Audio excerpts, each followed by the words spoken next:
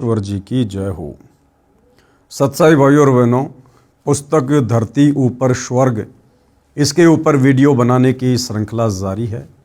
इसी श्रृंखला में आज हमारा ये दूसरे नंबर का वीडियो है। भाइयों और बहनों, ये पुस्तक धरती ऊपर स्वर्ग, ये हमें अध्यात्म के साथ साथ सामाजिक जीवन में कैसे जीना है, कैसे रहना है, उसकी भी जानकारी देती है। तो पिछले वीडियो में आप जी ने एक सामाजिक परंपरा का बिगड़ा हुआ रूप, यानी शादी विवाह के अंदर दुनिया भर का खर्चा करना, दहेज लेना देना, बैंड बाजा डीजे बजाना, घोड़ी वगैरह करना, पंडित जी को बुलाना, दुनिया भर के पकवान बनवाना, दुनिया भर के लोगों को इकट्ठा करके बारात के रूप में लेकर जाना, गहने आभूषण वगैरह देना, कपड़े लत्ते वगैरह देना, और दुनिया भर का दिखावा झूठी शान और शौकत के लिए बड़े बड़े टेंट हाउस लगाना, लाखों रुपये के मैरिज गार्डन बुक करना, साथ में कार और मोटरसाइकिल वगैरह देना। तो ये समाज का एक बिगड़ा हुआ रूप है। और ये जो शादी विवाह होता है सामाजिक परंपराओं के अनुसार, जो वर्तमान में दुनिया भर के पाखंड उसके अंदर समावेश हो चुके हैं, तो ये भाइयों और बहनों आम व्यक्ति को दुखी करने वाला है, परेशान करने वाला है। और इस प्रकार के शादी विवाह शास्त्रोक्त नहीं है, यानी शास्त्र विधि को त्याग कर मनमाने आचरण के अंतर्गत आता है। और इसी मनमाने आचरण को करने के चलते आज पूरा समाज दुखी है। साथ में पिछले वीडियो में हमने ये भी पढ़ा कि हम ब्रह्मा विष्णु महेश को अपने पूर्वज मानते हैं, भगवान मानते हैं। और जिस समय ब्रह्मा विष्णु महेश की शादी हुई, उनकी माता दुर्गा जी ने समुद्र मंथन के समय अपने तीनों पुत्रों की शादी की, तो कितनी सिंपल तरीके से की। ना कोई भाती था, ना कोई बाराती था, ना कोई डीजे बजाने वाला था, ना किसी प्रकार का दिखावा था, ना कोई गहने आभूषण वगैरह की व्यवस्था थी, ना कोई खाने वाला था, ना कोई खिलाने वाला था। सिंपल तरीके से 3 लड़कियां दुर्गा ने अपनी ही वचन शक्ति से बनाई। बड़ी लड़की जिसका नाम सावित्री था, ब्रह्मा जी को दे दी। उससे छोटी लड़की लक्ष्मी जो श्री विष्णु जी को दे दी, और सबसे छोटी उमा वो श्री शंकर जी को दे दी, और कहा कि बेटा जाओ और अपना घर बसाओ। तीनों देवता अपनी माता जी की आज्ञा लेकर अपने अपने यथा स्थान पर आते हैं और खुशी खुशी अपनी अपनी पत्नियों के साथ में रहने लगते हैं। तो भाइयों और बहनों, वो भी तो एक शादी थी, लेकिन हमने इस शादी विवाह वाले रूप को ही बिगाड़ दिया है। साथ में हमने ये भी पढ़ा कि सतगुरु रामपाल जी के भक्ति मार्ग में कैसे पुनः इस बिगड़े हुए शादी विवाह के रूप को संवारा जा रहा है, ठीक किया जा रहा है। और सतगुरु रामपाल जी के पंथ में उनके भक्तों के जो लड़का लड़की होते हैं, किस प्रकार से उनका शादी विवाह वाला संस्कार संपन्न किया जाता है। ना कोई दिखावा, ना कोई दहेज लेना ना देना। 1 रुपया बेटी अपने बाप के घर से नहीं लेकर जाती है। कोई गहने आभूषण नहीं, किसी भी प्रकार का सामान नहीं, और मात्र 17 मिनट में बिना किसी खर्चे के वो शादी विवाह संपन्न हो जाता है।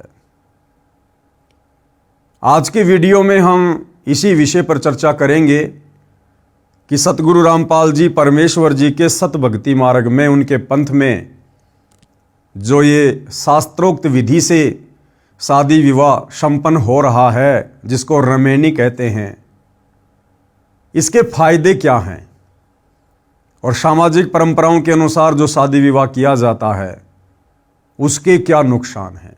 तो इस विषय पर आज हम चर्चा करेंगे। इस शास्त्रोक्त विवाह के लाभ। कौन सा शास्त्रोक्त विवाह? जो शास्त्रोक्त विवाह, शास्त्रों के अनुसार शादी विवाह सतगुरु रामपाल जी के पंथ में उनके भक्तों के यहाँ पर होती है उसके क्या लाभ हैं। बेटी अपने बाप भाइयों भाभियों पर बोझ नहीं बनती। सबसे बड़ा लाभ क्या है? वो बहन, वो बेटी जो सतगुरु रामपाल जी की अनुयायी है, उनकी शिष्या है, उनके पंथ से जुड़ी हुई है, वो अपने बाप पर, अपने भाइयों पर, अपनी भाभियों पर, यानी उस परिवार पर किसी भी प्रकार का बोझ नहीं बनती है।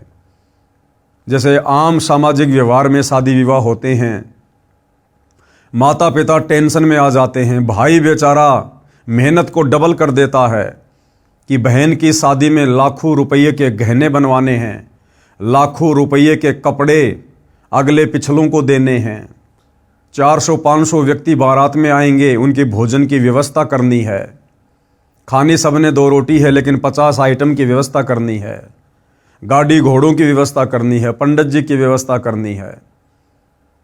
1 महीने पहले उस परिवार की चक्री बन जाती है और वो परिवार कई लाखों रुपया उस शास्त्र विरुद्ध शादी विवाह के ऊपर खर्च कर देता है। अर्थात वो बहन, वो बेटी जिसकी शादी हो रही है, वो अपने परिवार पर एक प्रकार से बोझ डाल देती है। लेकिन सतगुरु रामपाल जी के भक्ति मार्ग में ऐसा बिल्कुल भी नहीं है।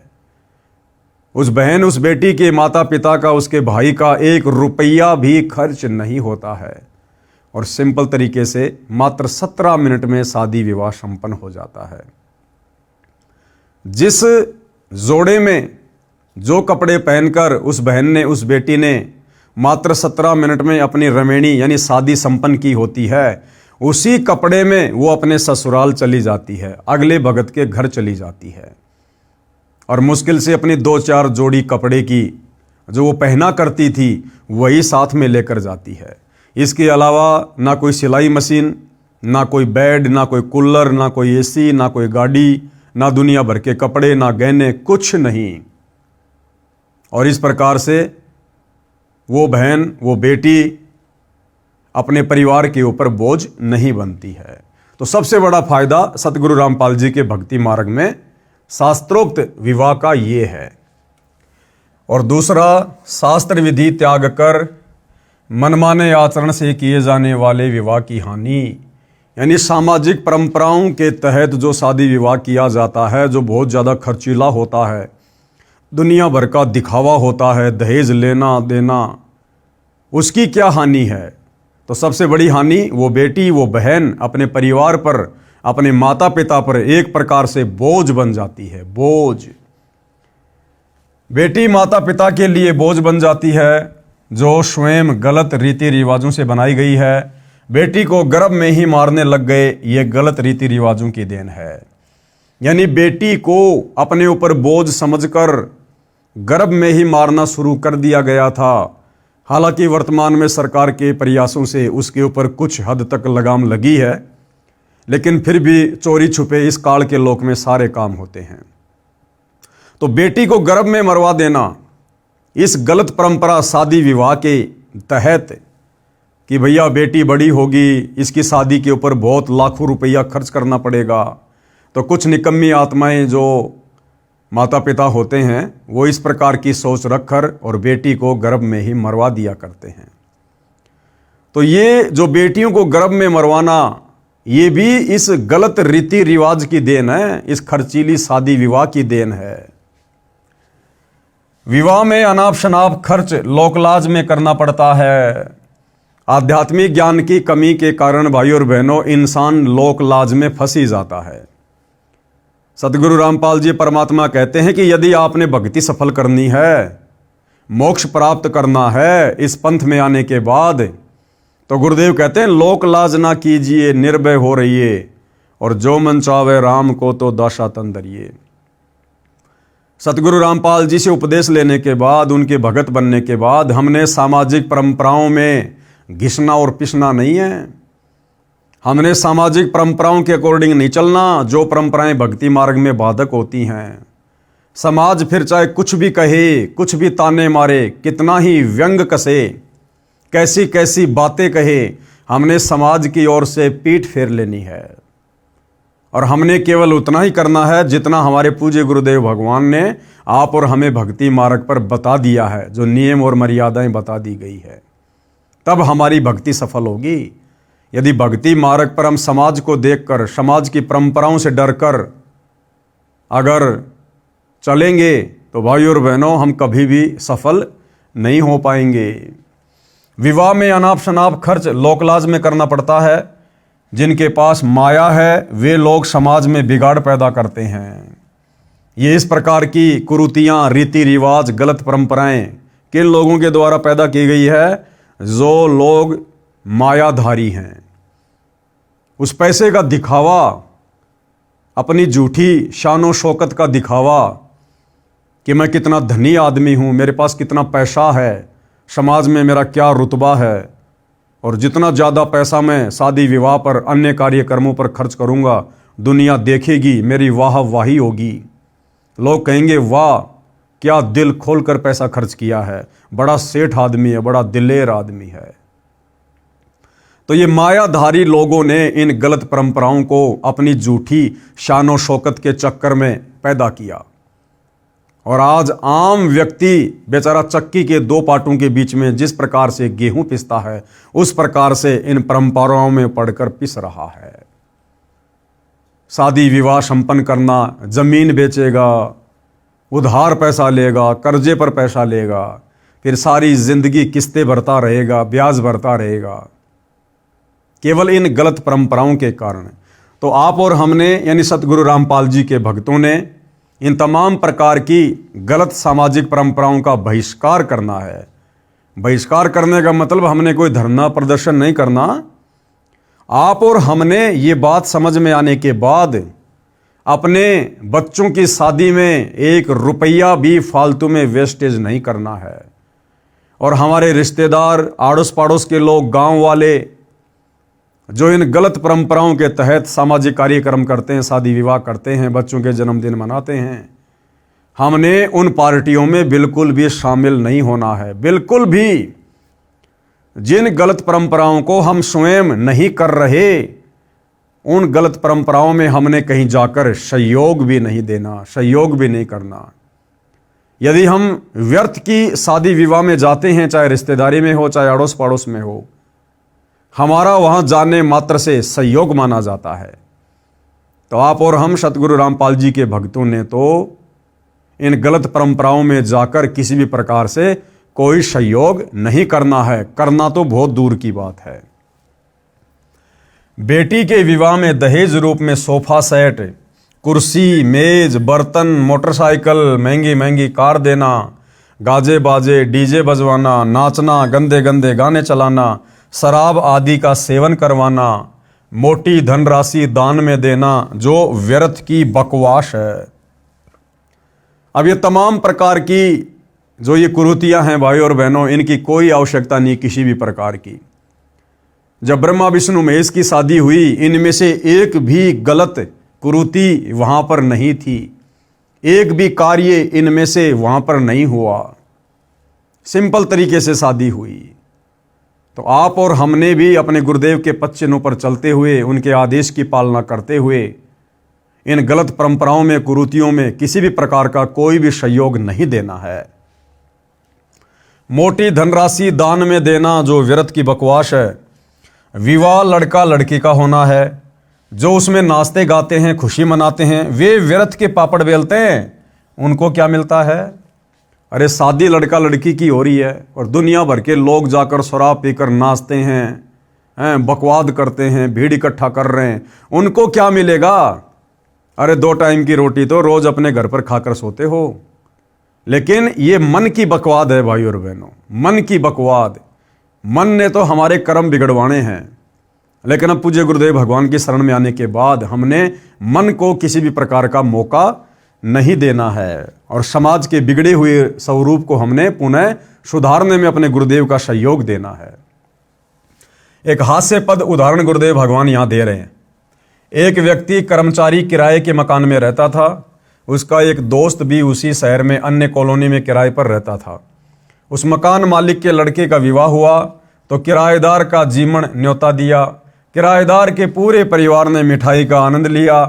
वह व्यक्ति अपने दोस्त के पास उसके मकान पर गया तो उसे पता चला कि इस दोस्त के मकान मालिक के लड़के का विवाह निकट ही है। उसने अपने दोस्त से कहा कि यार, तेरे मकान मालिक के लड़के का विवाह है। दोस्त पंजाबी भाषी था, बोला मैनू की? बोला मुझे क्या भाई, यानी विवाह मकान मालिक के लड़के का है, मेरे को क्या लेना देना, होता रहेगा। दोस्त बोला यार तू समझा नहीं, लड्डू मिलेंगे तेरे को, खाने को तेरा भी न्योता होगा। वह बोला तैनू की, यानी लड्डू मैं खाऊंगा, तू क्यों टेंशन लिए है। इसी प्रकार विवाह तो लड़के लड़की का होगा, यानी लड़के को पत्नी मिलेगी, घर बसेगा, और नाचने गाने डीजे पर कूदने वालों को क्या मिलेगा, और व्यर्थ में नोट वगैरह हवा में उड़ाने वालों को क्या मिलेगा, डीजे पर नाच नाच कर पसीना बहाने वालों को क्या मिलेगा। तो ये व्यर्थ की बकवाद है जो हमसे मन करवाता है। और भाइयों और बहनों, इस मन के ऊपर कंट्रोल, इन बकवादों के ऊपर कंट्रोल, जब तक हम सतगुरु रामपाल जी के सत्संग सुनना शुरू नहीं करेंगे और शास्त्र विधि के अनुसार हम सत भक्ति उनसे उपदेश लेकर शुरू नहीं करेंगे, तब तक इन तमाम प्रकार की बकवादों के ऊपर कंट्रोल नहीं हो सकता है। माया के मशकरों द्वारा समाज बिगाड़ दिया गया है। एक परंपरा पड़ चुकी है, कुर्सी, मेज, मोटरसाइकिल, अगली पिछलियों के कपड़े, बेटी को संतान होती है उसमें पीलिया रूपी दहेज, त्योहारों के समय सिंधारे, कोथड़ी, उल्टा सीधा सामान उठाए फिरते हैं। हमारे विवाह में ये कुछ भी नहीं होता। कौन से विवाह में? सतगुरु रामपाल जी के पंथ में, इस भक्ति मार्ग में सतगुरु रामपाल जी के भक्तों की जो बेटा या बेटियां होती हैं, उनके विवाह के समय ये इस प्रकार की बकवादें बिल्कुल भी नहीं होती हैं।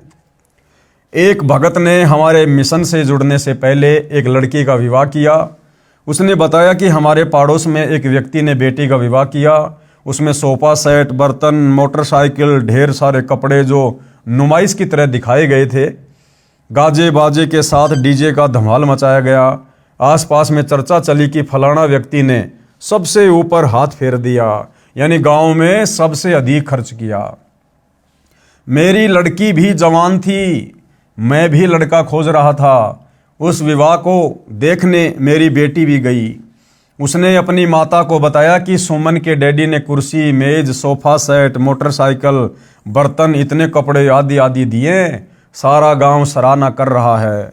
माँ, मेरे पापा के पास तो इतना कुछ करने को नहीं है, हम तो गरीब हैं। यूं कहकर बेटी रोने लगी, उठकर अलग कमरे में चली गई। अब भाइयों और बहनों, वो माता पिता क्या करेंगे? अब अपनी बेटी का दिल रखने के लिए जो बेटी उस शादी विवाह में गई, उसने सब कुछ देखा, आकर अपनी माँ को बताया। अब माता पिता की इतनी औकात नहीं जो उस व्यक्ति जैसी शादी कर दे, इतना धन नहीं, लेकिन बेटी के दिल को रखने के लिए उस माता पिता ने कहीं से कर्जा उठाना पड़ता है, जमीन बेचनी पड़ती है, गहने बेचने पड़ते हैं, और सारी जिंदगी वो पैसा चुकाते चुकाते बेचारा मर जाता है, लेकिन वो कर्जा नहीं चूकने में आता। कई देर रोई, मां ने समझाया कि बेटी, किसी की रीस थोड़ी की जाती है, कि बेटी किसी की देखा देखी थोड़ी की जाती है। जिसके पास जैसा धन है, जिसकी जैसी वित्तीय स्थिति है, वो वैसा अपना खर्च कर रहा है।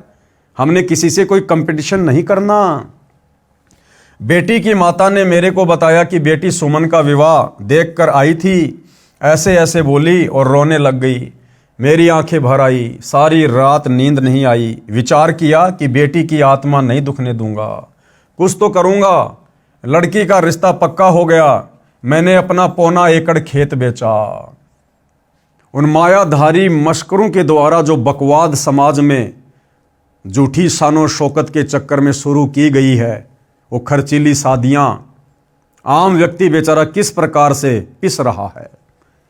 मैंने अपना 1.25 एकड़ खेत बेचा, लोक लाज का निर्वाह करते हुए सोफा सेट, कुर्सी, मेज, मोटरसाइकिल, ढेर सारे कपड़े लाया। बेटी खुश हुई, विदा कर दी। लड़का बहन को लेने गया तो बताया उस बेटी की 3 जेठानी थी, साझा परिवार था उनका। वे मेरी बेटी वाले सोफा कुर्सी सब एक कमरे में ऊपर नीचे भरे थे। कहीं ठीक से रखने का स्थान भी नहीं था। कबाड़ इकट्ठा कर रखा था। नाम दीक्षा लेने के बाद 2 बेटियों का विवाह किया। अब उसने क्या बताया कि मैंने तो अपनी बेटी का दिल रखने के लिए जमीन बेचकर इतना सारा सब कुछ सामान दिया, लेकिन जब मेरा लड़का अपनी बहन के ससुराल गया तो उसने देखा पहले से उनके घर में इतना सामान भरा हुआ है कि हमने हमारी बेटी को जो सामान दिया था उस सामान को रखने की जगह भी नहीं थी। यानी व्यर्थ में उस व्यक्ति ने दहेज रूप में कबाड़ा इकट्ठा किया, घर पे कबाड़ा इकट्ठा, वो भी लोकलाज के चक्कर में कि अगर मैं अपने बेटे की शादी में दहेज नहीं लूंगा, सामान नहीं लूंगा तो मेरे रिश्तेदार क्या कहेंगे, मेरे गांव वाले क्या कहेंगे, गरीब घर से लड़की लाया है, इतनी भी औकात नहीं थी, थोड़ा बहुत सामान भी नहीं दे पाया अपनी बेटी को। इस चक्कर में उस व्यक्ति ने भी कबाड़ इकट्ठा कर लिया और इधर से बेटी के बाप ने लोकलाज में आकर यदि मैं अपनी बेटी को थोड़ा बहुत कुछ नहीं दूंगा इसकी आत्मा दुखी होगी, समाज के लोग क्या कहेंगे, गांव के लोग क्या कहेंगे, कि इससे अच्छा तो ज़मीन बेच देता, कहीं से उधार ले लेता, बेटी को थोड़ा बहुत तो सामान देता। तो भाइयों और बहनों, जब तक हमें आध्यात्मिक ज्ञान नहीं होगा हम इसी प्रकार चक्की के 2 पाटों के बीच में इस लोकलाज में पिसते रहेंगे। और जब उस व्यक्ति ने नाम उपदेश ले लिया सतगुरु रामपाल जी से, उसके बाद फिर उसने अपने अन्य बच्चों की शादियां की। वो किस प्रकार से की? नाम दीक्षा लेने के बाद 2 बेटियों का विवाह किया, 1 पैसा भी खर्च नहीं हुआ, दोनों बेटी सुखी हैं। यदि पहले यह ज्ञान होता तो क्यों जमीन बेचता? जिसके पास जमीन बेचने को नहीं है वह मनमाना आचरण करके किए जा रहे विवाह क्रम में किसी से ब्याज पर रुपया लेता है। यानी जिसके पास बेचने को जमीन नहीं है वो क्या करेगा? वो किसी साहूकार से ब्याज पर रुपया लेगा, फिर कर्जे के बोझ तले दबा रहता है, दिन का चैन रात की नींद समाप्त रहती है, इसी बोझ को ढोता ढोता मर जाता है, सारा जीवन नरक बना रहता है केवल इस गलत परंपरा के तहत। इसलिए हम सतगुरु रामपाल जी के भक्तों ने, चाहे हमारे आड़ोस में, चाहे पाड़ोस में, चाहे गांव में, चाहे रिश्तेदारी में, अगर गलत परंपराओं के तहत कोई भी कार्यक्रम हो रहा है, छोटे से छोटा, बड़े से बड़ा, आप और हमने उस कार्यक्रम में शामिल भी नहीं होना है। वो चाहे नाराज रहे चाहे खुश रहे, हमने उसकी नाराजगी को, उसकी खुशी को नहीं देखना, हमने अपने गुरुदेव भगवान के वचन को देखना है। और जो बीड़ा इस बिगड़े हुए समाज को सुधारने का हमारे गुरुदेव ने उठाया है, हमने हर संभव उसमें सहयोग करना है। फिर आगे गुरुदेव क्या बता रहे हैं? एक सत्य वार्ता। एक आर्मी मैन से दास की ज्ञान चर्चा हुई जो हमारे भगत का रिश्तेदार था। उसके आग्रह से मेरे पास आया था। वह फौज से रिटायर होकर पुलिस में हवलदार लगा था, सरकारी नौकरी थी। जब ज्ञान चर्चा होती है तो हम विवाह पर भी चर्चा अवश्य करते हैं। भगत ने जो उसे लाया था बताया कि इस हवलदार जी ने अभी 1 महीना पहले बड़ी बेटी का विवाह किया है, 21 लाख रुपए लगाए हैं। उसके 3 बच्चे बताए, बड़ी लड़की जिसका विवाह अभी किया था, बीच में बेटा और छोटी बेटी। दास ने कहा कि जो कुछ फौज से लाए थे वह तो प्रथम विवाह में लगा दिया, जो 20 वर्ष की कमाई थी, कि भैया फौज से रिटायरमेंट होकर आया, 18-20 लाख रुपए लाया, वो तो तूने अपनी बड़ी लड़की की शादी में खर्च कर दिए। फिर बाकी बच्चों की शादी वो कैसे की? वो भी तो उसी प्रकार से की होगी आपने, उससे आपने कम तो दहेज नहीं दिया होगा, तो उस दहेज के लिए पैसा कहां से लाए? अब आपकी 50 वर्ष के आसपास उम्र है, छोटी बेटी के लिए इतने रुपए कहां से लाओगे? वह हवलदार बोला कि फौज वालों से काम नहीं चला, कर्जा भी लेना पड़ा। मैंने उससे पूछा कि इतना खर्च करना ठीक नहीं, देखकर अपनी हैसियत के अनुसार खर्च करना चाहिए। वह बोला कि लड़का यानी दामाद बैंक में नौकरी करता है, बेटी भी अच्छी पढ़ी लिखी है, बेटी तो सदा सुखी रहेगी, हमारी तो देखी जाएगी। यानी हम तो गधे बने रहेंगे, कोई टेंशन नहीं, बस हमारे बेटा बेटी सुखी रहें। मैंने कहा कि बेटी के कर्म में सुख है तो मिलेगा, और दुख है तो पैसे से सुख नहीं खरीदा जा सकता। क्या कह रहे हैं गुरुदेव? अगर उस बेटी के भाग्य में सुख है तो उसे मिलेगा ही मिलेगा, चाहे बाप किसी भी प्रकार से शादी करे, किसी भी परिवार में शादी करे। और यदि बेटी के कर्म में दुख लिखा हुआ है तो बाप के द्वारा दिया गया पैसा, प्लाट, गाड़ी, अनाप शनाप धन, ये कुछ भी काम नहीं करेगा। जैसे उसके कर्म में, उसके भाग्य में लिखा, उसे वही मिलेगा। वो पैसा वो लड़का शराब में बिगाड़ देगा, कोई फालतू का धंधा शुरू करके उसमें बर्बाद कर देगा। यानी भाइयों और बहनों, आप और हमें आध्यात्मिक ज्ञान नहीं है, हम सत्संग से नहीं जुड़े। और अगर सत्संग से भी जुड़े हैं तो नकलियों के पास, जिसकी वजह से हम धन से सुख खरीदने की सोच बैठे हैं। हम धन देकर अपने बेटा बेटी का भाग्य बदलने की सोच बैठे हैं। ऐसा हरगिज नहीं होता है। तो ये हमारी नालायकी और कर्महीनता होती है। दास ने एक उदाहरण सुनाया। हवलदार कुछ बोलता उससे पहले ही मैं शुरू हो गया। बताया कि मैं जेई जूनियर इंजीनियर की नौकरी सिंचाई विभाग में करता था। हमारा एक एमडी यानी आईएएस अधिकारी था, उसकी रिटायरमेंट निकट थी। उसने लड़की का विवाह किया। उसने सन 1988 में 3.5 लाख रुपए लगाए, जो वर्तमान के 1 करोड़ के समान थे। वह रिटायर हो गया। विवाह के 1 वर्ष बाद बेटी का तलाक हो गया। यानी जिस अधिकारी ने अपनी बेटी की शादी पर 1 करोड़ रुपए लगाए थे, कुछ दिनों बाद में उसकी बेटी का तलाक हो गया। वह अधिकारी टेंशन में रहने लगा। जो कमाया था लगा दिया, बेटी सुखी रहेगी ये सोचकर। न बेटी सुखी रही न स्वयं। भाई अगलों ने तलाक दे दिया तो बेटी भी दुखी, और अब वो अधिकारी भी टेंशन में आ गया कि जो पैसा मेरे पास में था, जो रिटायरमेंट के समय आया था, वो तो मैंने करोड़ों रुपया बेटी की शादी में लगा दिया। अब दोबारा बेटी की शादी कैसे करूंगा? अगर दोबारा शादी करूंगा तो पहले से कहीं ज़्यादा खर्चा करना पड़ेगा। तो ये सोचकर वो भी टेंशन में, उसी चिंता में हार्ट अटैक यानी दिल का दौरा हो गया, मर गया साहब। हवलदार तैस में आकर बोला कि जो विवाह तुम करते हो उनका तलाक नहीं होता। हवलदार ने ये बातें सुनकर सतगुरु रामपाल जी से क्या कहा कि जो विवाह तुम करते हो ना 17 मिनट में अपने भक्तों के बच्चों का, तो क्या तुम्हारे बीच में कोई तलाक नहीं होता क्या? मैंने कहा बहुत कम होता है। यानी कुछ एक आत्माएं जो निकम्मी होती हैं, ज्ञान को अच्छे से समझ नहीं पाती हैं, केवल वही लोग इस प्रकार की घटिया हरकतें करते हैं। और अगर तलाक हो भी जाता है तो भगत ने तो 1 रुपया दिया नहीं, 1 रुपया लिया नहीं। और बेटी यदि भक्ति कर रही है तो उसको तो दोबारा से अपने घर की बहू बनाने के लिए, बेटी बनाने के लिए सैकड़ों भगत लाइन में खड़े होंगे, फ्री ऑफ कॉस्ट उसकी भक्ति के बदौलत। क्योंकि भक्ति करने वालों का सतगुरु भाग्य लिख देता है। मैंने कहा कि बहुत कम होता है। यदि तलाक हो भी गया तो हमारा कौन सा 21 लाख लगा है? 10 दिन बाद बेटी का फिर विवाह कर देंगे, चवन्नी लगनी नहीं। ये सुनकर उसका अफरासा उतर गया। बोला ये बात तो सही है, मानने की है। मानना कहाँ था? झूठी लोक दिखावा परंपरा के बोझ के नीचे निकलना आसान नहीं है। हमारा ज्ञान सुनकर विचार करके बात समझ में आती है। यानी बिना सतगुरु रामपाल जी के सत्संग सुने और बिना उनसे उपदेश लेकर भक्ति शुरू किए ये बातें समझ में नहीं आनी है। काल का प्रेशर नहीं उतरता है। 3 महीने बाद वह भगत आया जो उस फौजी साहब को लाया था। उसने बताया कि वह रिश्तेदार हवलदार हार्ट अटैक से मर गया। सुबह मरा पाया। मैंने कहा यह तो स्पष्ट दिखाई दे रहा था।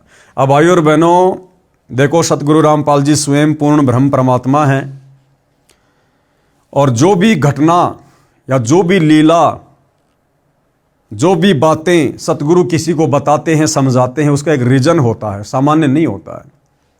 सतगुरु रामपाल जी को पता था कि ये हवलदार इसी प्रकार से टेंशन में आकर मरेगा, लेकिन पिछले जन्म की कोई अच्छी आत्मा थी परमात्मा की। परमात्मा एक बार मौका देता है, अपने भगत को प्रेरणा करके उस हवलदार को अपने पास में बुलाया, और यही सारी बातें शादी विवाह वाली, जिन शादी विवाह की बातों को लेकर आगे उस हवलदार ने हार्ट अटैक से मरना था, सतगुरु ने वही विषय शुरू किया कि काश ये आत्मा समझ जाए और फालतू में अपने बच्चों के शादी विवाह में अपनी पूरी जिंदगी की जो दौलत है, मेहनत से कमाया हुआ जो पैसा है वो ना लगाए और उपदेश लेकर सीधे साधे तरीके से बच्चों का विवाह संपन्न करे। इसको भक्ति भी मिलेगी और इसकी मौत भी टलेगी। लेकिन भाइयों और बहनों, 1% आत्माओं को छोड़कर 99% आत्माएं अपना भाग्य नहीं बदलवाती हैं और अंत में उस हवलदार के साथ वही हुआ। ठीक इसी प्रकार एक बार पूज्य गुरुदेव भगवान ने सत्संग में बताया कि मैं एक बार घर के पशुओं का जो खाना होता है, जो बिनोले होते हैं, खल होती है, वो लेने के लिए मार्केट में गया। 1-2 बोरी लेकर एक रिक्शा किया, रिक्शे में डाल दी और मैं रिक्शे वाले के साथ में उसी रिक्शा में बैठकर अपने घर को आने लगा। रास्ते में मैंने उसे समझाया कि भाई कल वहाँ सत्संग है, आप कल सत्संग में आना, थोड़ा बहुत समय परमात्मा की चर्चा के लिए भी निकालो। ये रोजी रोटी के लिए धंधा करते करते तो हमारे पूर्वज चले गए, क्या मिला उनको? सारी ज़िंदगी हम भी इसी प्रकार से लगे रहेंगे और एक दिन ऐसे समाप्त हो जाएंगे। मनुष्य जन्म हमें भक्ति के लिए मिला है, परमात्मा की चर्चा के लिए मिला है। तो कल सत्संग है, आप जी सत्संग में ज़रूर आना। और गुरुदेव ने उसको एड्रेस भी दिया। लेकिन भाइयों और बहनों, उस व्यक्ति ने कहा कि महाराज जी, सत्संग में कुछ भी लेना देना नहीं है, ये तो फालतू की बकवादे हैं। जो लोग फ्री हैं, ठाले बैठे हैं ना, ये तो उन लोगों के काम है, कमाएंगे नहीं तो परिवार कैसे चलेगा। यानी उस रिक्शे वाले ने गुरुदेव की बातों का विरोध किया। फिर आगे गुरुदेव भगवान ने कहा कि भाई गाड़ी रोक दे, क्योंकि वहां से गुरुदेव ने अपना स्कूटर लेना था। तो गुरुदेव ने कहा कि आप जाओ, मैंने आपको एड्रेस दे दिया है, आप जाकर घर पर ये सामान उतार दो। गुरुदेव अपना स्कूटर लेकर दूसरे रास्ते निकल पड़े। अब क्या होता है भाइयों और बहनों, वो व्यक्ति जो रिक्शा में वो सामान लेकर जा रहा था, वो गलती से दूसरी गली में चला गया। वो गली सकड़ी थी और रिक्शा का एक पहिया, एक टायर उस नाली में नीचे उतर गया, जिसके चलते रिक्शा का बैलेंस बिगड़ गया और वो पलटी खा गई। पलटी खाते ही वो जो बोरी थी पशु के आहार की, वो उस रिक्शा वाले के पैर के ऊपर आ गिरी और गिरते ही पैर टूट गया। चिल्लाया, आसपास के लोगों ने देखा, उसको निकाला, कहा भाई कहाँ जा रहे थे, क्या हुआ? फिर उसने बताया कि ऐसे ऐसे जा रहा था, गलत रास्ते में आ गया। तो उन लोगों ने फिर गुरुदेव भगवान को सूचित किया। गुरुदेव भगवान आए, उसको लेकर गए, उसके पैर पर पलस्तर करवाया, उसके बाद उसको घर पर छोड़ दिया। विचार करने की बात है भाइयों और बहनों। गुरुदेव भगवान को पता था कि इस व्यक्ति के साथ में कुछ ही देर बाद में अनहोनी घटना घटेगी, जो इसके भाग्य में है, इसके संस्कार में है। लेकिन वो संस्कार गुरुदेव भगवान उसका टालना चाहते थे, काटना चाहते थे। इसलिए गुरुदेव ने उसको सत्संग का जिक्र किया, लेकिन उस व्यक्ति ने उल्टा विरोध कर दिया, जिस कारण से भाइयों और बहनों उसका वो संस्कार नहीं टल पाया। तो भाइयों और बहनों, आध्यात्मिक ज्ञान के अभाव में, भक्ति के अभाव में, सच्चे सतगुरु की शरण के अभाव में, सत्संगों के अभाव में आप और हम दुनिया वाले इसी प्रकार से इन कर्मों के बोझ के नीचे दबे हुए हैं। ये कर्म संस्कार भोगते भोगते एक दिन हम दुनिया ही छोड़ के चले जाते हैं। इसलिए सत्संग मनुष्य जीवन में प्रथम होना चाहिए। ये मूल वस्तु है, क्योंकि हमें मनुष्य जन्म परमात्मा ने इसीलिए दिया है। ये अति दुर्लभ है, मानव जन्म दुर्लभ है, ये मिले न बारंबार, जैसे पेड़ से पत्ता टूट गिरे बहुर न लगता डार। और मनुष्य जन्म पाए के जो नहीं रटे हरि नाम, यानी जो भक्ति नहीं करता, तो फिर जैसे कुआं जल बिना फिर बनवाया क्या काम। आपने कुआं बनवा दिया, पानी उसमें है नहीं, क्या फायदा। इसी प्रकार इस मनुष्य जन्म को प्राप्त करके यदि हमने सत भक्ति, शास्त्र अनुकूल साधना, सच्चे सतगुरु से उपदेश लेकर नहीं की, तो हमारा जीवन व्यर्थ है ये। तो इसी प्रकार परमात्मा उस फौजी की उस दुर्गति को टालना चाहते थे, लेकिन वो अपनी दुर्गति नहीं टलवा पाया। सुबह मरा पाया, मैंने कहा यह तो स्पष्ट दिखाई दे रहा था। अब भात रूपी परंपरा पर प्रकाश डालता हूं। अब क्या कह रहे हैं गुरुदेव कि शादी विवाह के बाद में फिर और सामाजिक बिगड़ी हुई परंपराएं दुनिया भर की, जिसमें एक है भात परंपरा। गांव में दास ने सुना था, बड़े बूढ़े मजाक मजाक में कहा करते कि छोरी यानी बेटी तो जावा भी संदे, यानी लड़की की तो संतान भी दुख देती है। जब भात आ जाता है उस समय इस बात को कहते सुना करते। हालांकि दिल खोलकर भात में रुपये खर्च करते थे, इस बात का ध्यान रखते थे कि लड़की को किसी की सुननी ना पड़े, इसलिए चोखा खर्च करते थे। अब भी करते हैं, परंतु वह पैसा व्यर्थ खर्च होता था। जो नगद देते वह तो काम आ जाता है, जो कपड़े आदि पर खर्च किए वह व्यर्थ है।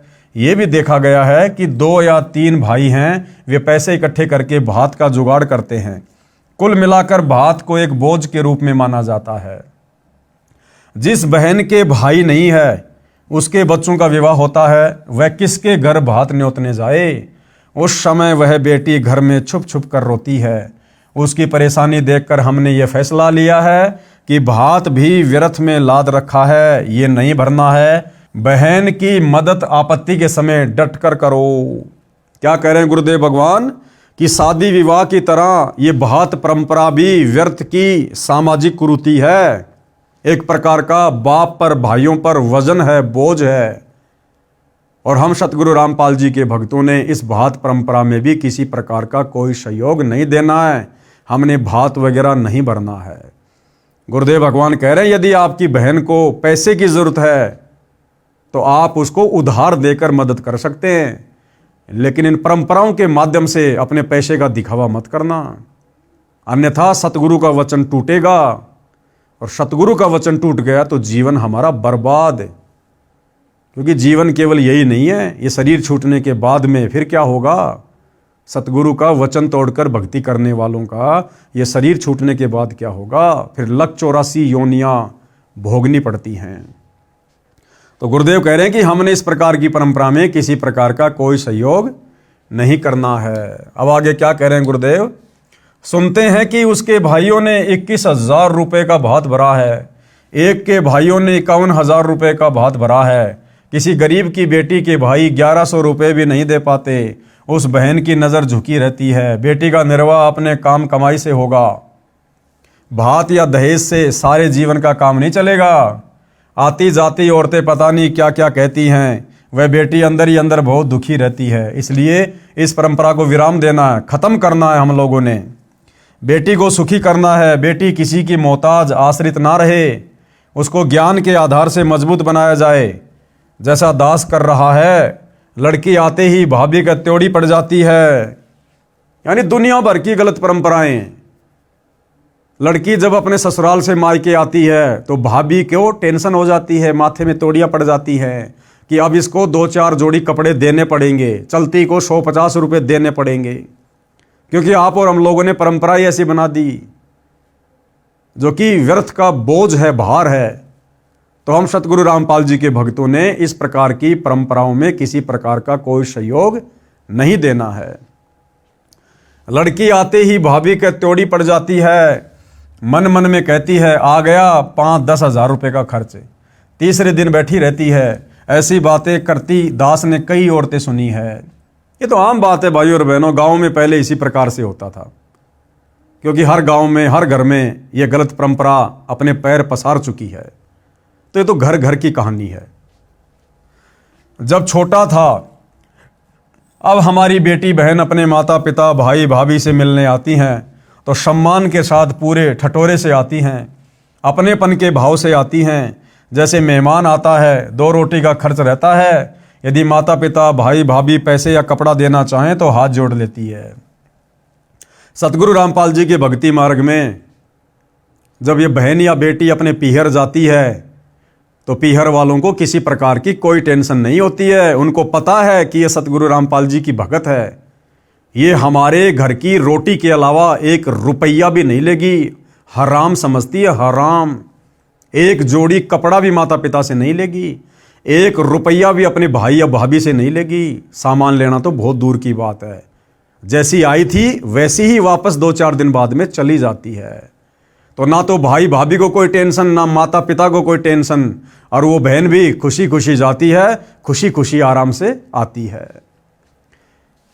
कहती है हमने लिया मान लिया, यानी आप लोगों ने देने का जो मन कर लिया ना, बस समझो हमने ले लिया, बाकी लेते हम कुछ नहीं। हमारे गुरुजी का आदेश नहीं है। आपने पाल पोस कर इतनी बड़ी की, पढ़ाई लिखाई में कोई कसर नहीं छोड़ी। अब उन बहन बेटियों के आने का भाभी भी इंतजार करती है, फोन करके भी लाडों में उलावने देती है। इसी क्यों भूल गई, आ जाया कर, हम भी कुछ लागे हैं तेरे। इस बात से बेटी का सिर ऊंचा होता है तथा सम्मान बढ़ता है। बेटी अपने भाई भतीजों के प्रति विशेष लगाव रखती है, अपनी आत्मा मानती है। इस लेन देन के व्यर्थ के दिखावे ने पवित्र रिश्तों में विष घोल रखा है। इससे कुछ सहारा बेटी को नहीं मिलता, अपनी कमाई से पूरा पड़ता है, यानी निर्वाह चलता है। अब जो पैसा टका बहन बेटी को दिया जाता है शादी के समय या बाद में आती है जाती है उस समय, भाई और बहनों, उससे बहन बेटी का पूरा जीवन का खर्चा नहीं चल सकता। और वैसे भी वो बेटी बाप से ले लेके उसकी कर्जदार बनेगी। अगले जन्म में उसके घर की भैंस बनकर, गाय बनकर या खेत में बैल बनकर वो चुकाना पड़ेगा, उस दामाद ने भी और उस बेटी ने भी। तो ऐसी व्यर्थ की परंपराओं में जिन भक्तों को ज्ञान होता है वो नहीं पढ़ते हैं।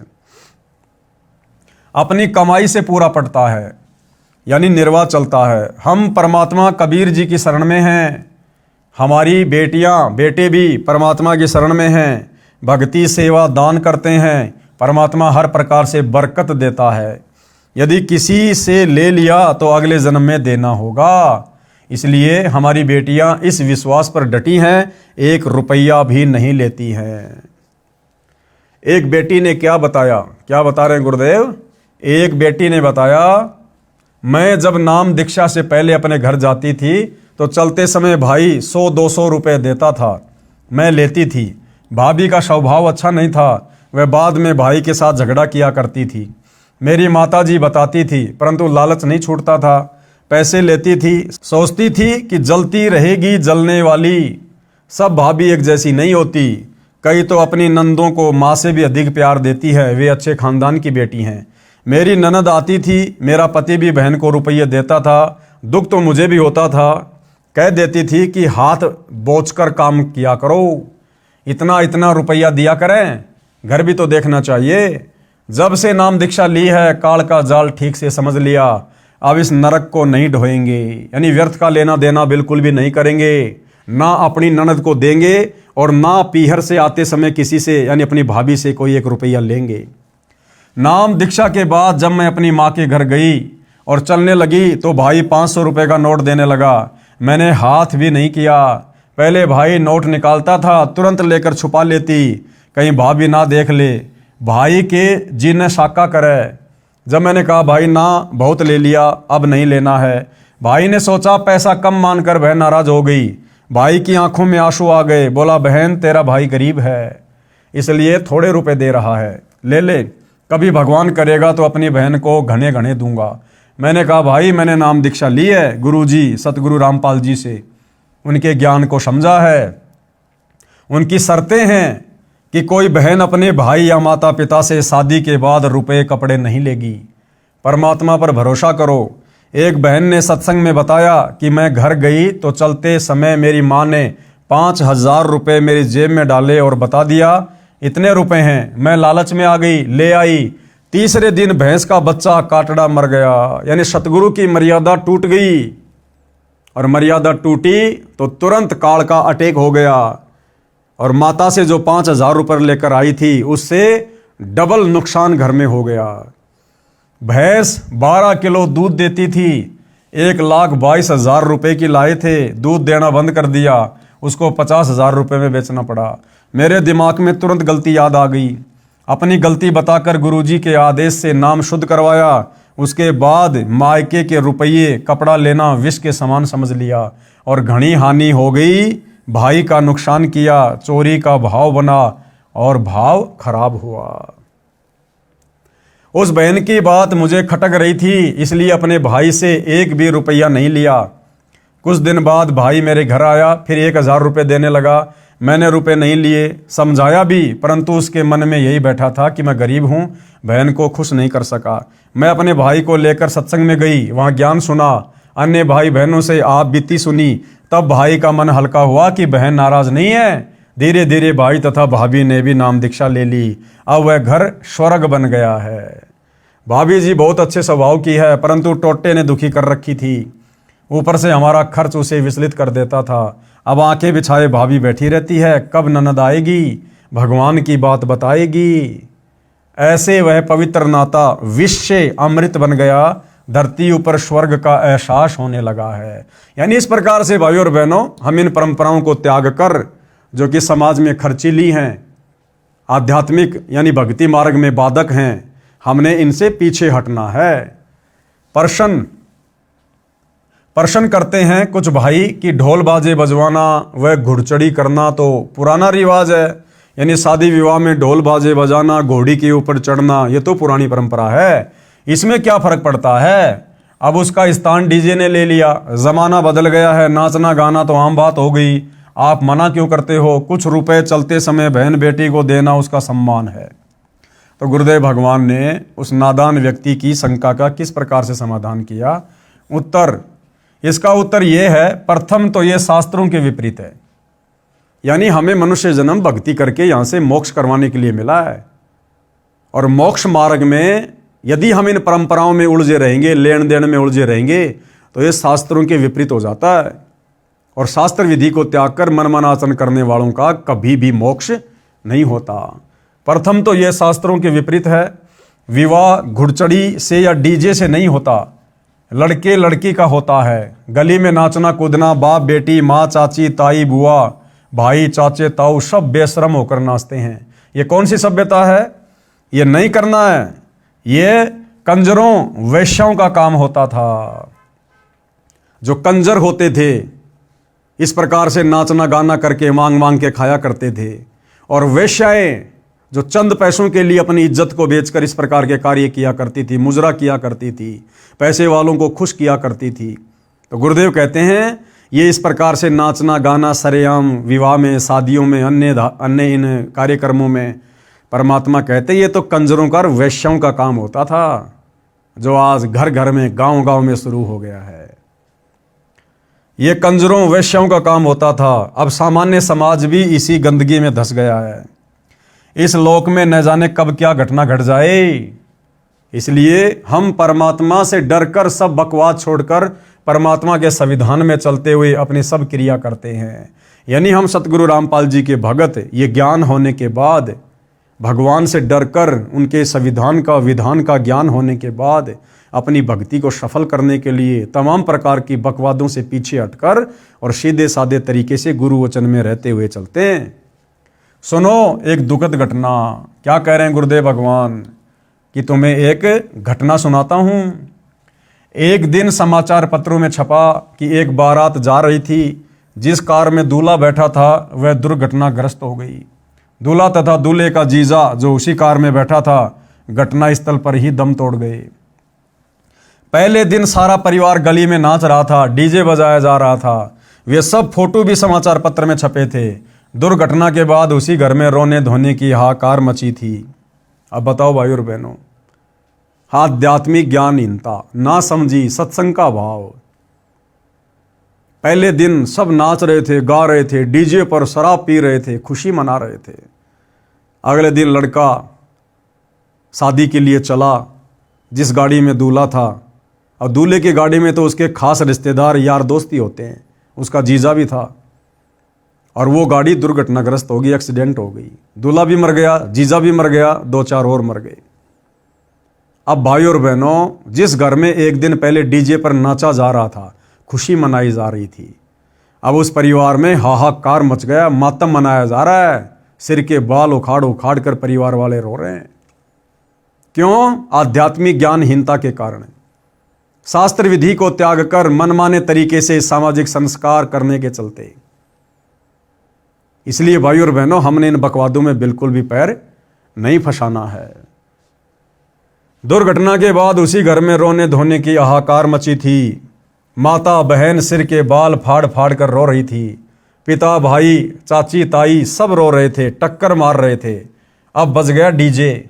यदि परमात्मा से डरकर इंसान चले, राम को राम समझे, तो बचाव होता है। इसलिए मैं अकर्तव्य कर्म करने की आज्ञा नहीं देता। क्या कह रहे हैं गुरुदेव? इसलिए मैं अपने भक्तों को अकर्तव्य कर्म करने की आज्ञा नहीं देता। अकर्तव्य कर्म क्या? जो कर्म भक्ति मार्ग में नहीं करने चाहिए। ये नाचना गाना, डीजे, घुड़चड़ी, बारात वगैरह, दुनिया भर का दिखावा, लेना देना, सतगुरु रामपाल जी अपने भक्तों को इस प्रकार व्यर्थ की परंपराओं में फंसने का, करने का आदेश बिल्कुल भी नहीं देते हैं और ना ही भगत ने करना चाहिए। इसलिए मैं अकर्तव्य कर्म करने की आज्ञा नहीं देता। बेशर्मी की हद हो चुकी है। बहन बेटी को चलते समय कुछ रुपए देना एक रिवाज है जो समाप्त करना है। बहन बेटी को चलते समय 1 रुपया नहीं देना हमने, वरना भार चढ़ेगा, हम मुक्त नहीं हो पाएंगे, ऋण संबंधों में जकड़े रहेंगे। चाहे 1 रुपया हो, चाहे लाख रुपया हो, काल हमें वहीं पर फांस देगा। इसलिए ना तो उपदेश प्राप्त बहन बेटी ने अपनी ननद को 1 रुपया देना है और ना मायके से आते समय अपने माता पिता भाई भाभी से 1 रुपया लेना है, अन्यथा सतगुरु की मर्यादा टूटेगी। और मर्यादा टूटी तो सतगुरु नाराज, और सतगुरु नाराज तो क्या फायदा फिर भक्ति करने का, यदि हमने भक्ति सफल करके मोक्ष ही नहीं करवाया तो। बहन बेटी को चलते समय कुछ रुपए देना एक रिवाज है जो समाप्त करना है। साथ में लड़का यदि अपने ससुराल जाता है तो जवारी के तौर पर सास ससुर या घर के अन्य सदस्य उसको पैसे देते हैं। तो यदि आप भगत हैं, अपने ससुराल जा रहे हैं, किसी का 1 रुपया आपने चलते समय जवारी के रूप में नहीं लेना है। बहन बेटी को भिखारी नहीं समझना है, उस बहन बेटी को बेटे के समान समझना है। धरती ऊपर स्वर्ग तभी बनेगा जब हम अपनी इंसानियत को पुनः संभालेंगे। अगला प्रश्न क्या है? क्या आप अंतरजातीय व अंतरधर्म विवाह के पक्ष में है? यानी सवालकर्ता सतगुरु रामपाल जी से कह रहा है, क्या आप अंतरजातीय विवाह और अंतरधर्म के माध्यम से जो शादी विवाह किया जाता है, क्या आप उसके पक्ष में हैं? यानी एक जाति वाला दूसरी जाति के लड़के या लड़के से विवाह कर सकता है, एक धर्म वाला दूसरे धर्म की लड़की या लड़के से विवाह कर सकता है। क्या आपके पंथ में इस प्रकार की आज्ञा है?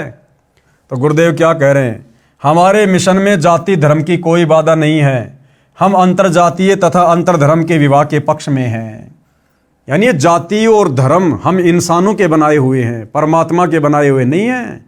परमात्मा ने तो सबको इंसान बनाया, स्त्री या पुरुष। ये जाति और धर्म तो हमारे धर्म गुरुओं ने ज्ञानहीनता में आकर बना दी। इसलिए सतगुरु रामपाल जी के भक्ति मार्ग में कोई धर्म की बाध्यता नहीं है, कोई जाति की बाध्यता नहीं है। लड़का लड़की संस्कारी होने चाहिए, एक दूसरे को पसंद होने चाहिए और आपस में शादी विवाह की सहमति होनी चाहिए। फिर जाति और धर्म का कोई लेना देना नहीं है। हम निम्न नियमों का पालन करते हैं। यानी सतगुरु रामपाल जी के पंथ में उपदेश लेने के बाद में क्या क्या नियम है, क्या क्या मर्यादा है जिनका हमने पालन करना होता है। विशेषकर शादी विवाह के समय, यानी बच्चों का शादी विवाह वाला संस्कार जोड़ते समय भगत भाई बहन किन किन बातों का विशेष तौर पर ध्यान रखते हैं। अपने गोत्र में और अपने गांव में व आसपास के गांव गवांडों में माता पिता के गोत्र में विवाह के पक्ष में नहीं है। यानी भगत अपने ही गोत्र में विवाह नहीं कर सकते। अपने ही गांव की लड़की के साथ में, वो किसी भी जाति की हो, किसी भी धर्म की हो, शादी नहीं करनी है। क्यों? क्योंकि इससे फिर आपसी झगड़े बढ़ जाते हैं। गांव में भक्तों ने शादी विवाह बिल्कुल भी नहीं करना है और अपने ही गोत्र में बिल्कुल भी विवाह नहीं करना है। ये सख्त निषेध है। मुसलमान अपने नियम अनुसार कर सकते हैं, लेकिन जो व्यक्ति मुसलमान धर्म को फॉलो करते हैं और सतगुरु रामपाल जी के भगत हैं, यहाँ लिखा जा रहा है कि वो कर सकते हैं। लेकिन भाई और बहनों, देखो नियम तो सबके लिए है।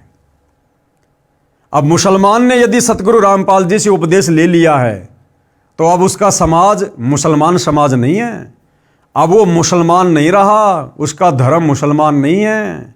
सतगुरु रामपाल जी का नारा है, जीव हमारी जाति है, मानव धर्म हमारा, हिंदू मुस्लिम सिख ईसाई धर्म नहीं कोई न्यारा। अब उस मुसलमान भगत ने भी अपनी परंपराओं को, उन क्रियाओं को जो सदियों से चली आ रही है, उसको चेंज करना है। और गुरुदेव भगवान के जो नियम हैं संगत के ऊपर, उन्हीं नियमों में रहकर हमने बच्चों के शादी विवाह वाले संस्कार को पूरा करना है। लेकिन यहां पर परमात्मा जो ये थोड़ी बहुत जो ढील दे रहे हैं, ये उन भक्तों के लिए है जो अभी अच्छे से इस ज्ञान को नहीं समझ पा रहे, जो समाज की परंपराओं में बुरी तरह से फंसे हुए हैं, अचानक से निकल नहीं पा रहे। ये उनके लिए हल्का सा यहां पर ये गैप है। लेकिन भाई और बहनों, फिर भी हमने कोशिश करनी है, चाहे हिंदू हो, चाहे मुसलमान, चाहे जैनी, चाहे सिख, चाहे ईसाई, जिसने सतगुरु रामपाल जी से उपदेश ले लिया, फिर अपने गोत्र में और अपने गांव में और आसपास के गांव में हमने अपने बच्चों का संस्कार नहीं करना है, अपने बच्चों के रिश्ते नहीं करने हैं। फिर हमें विश्वास होना चाहिए अपने गुरुदेव भगवान पर। इस प्रकार से फिर हमने डरना नहीं चाहिए लोकलाज में आकर कि मेरे बच्चों की ऐसे तो शादी नहीं हो पाएगी। अरे गुरुदेव कहते हैं, अगर उन बच्चों के संस्कार में शादी विवाह है तो रोक कौन देगा? और यदि नहीं है तो तुम्हारा सतगुरु इतना समर्थ है, अपनी लेखनी से तुम्हारे बच्चों के शादी विवाह के हर प्रकार के नए लेख लिख देगा, नए संस्कार लिख देगा। इसलिए शादी विवाह के समय जो जो बातें ध्यान रखने योग्य हैं, जो गुरुदेव के आदेश हैं, वो चाहे हिंदू हो, चाहे मुसलमान हो, चाहे सिख हो, चाहे ईसाई हो, किसी भी धर्म से जुड़ा हुआ भगत हो, उन्होंने गुरुदेव के प्रत्येक नियम का सख्ताई से पालन करना चाहिए। यदि अंतरधर्म विवाह मुसलमान हिंदुओं में करते हैं तो उसके लिए गोत्र को छोड़कर अन्य उपरोक्त सब नियम लागू रहेंगे। यदि हिंदू भी किसी मुसलमान लड़की से विवाह करेगा, उसके लिए भी गोत्र को छोड़कर अन्य उपरोक्त नियम लागू होंगे। इसी प्रकार सिख, ईसाई या अन्य के लिए नियम रहेंगे, यानी गांव गवांड पड़ोसी गांव में विवाह नहीं कर सकते।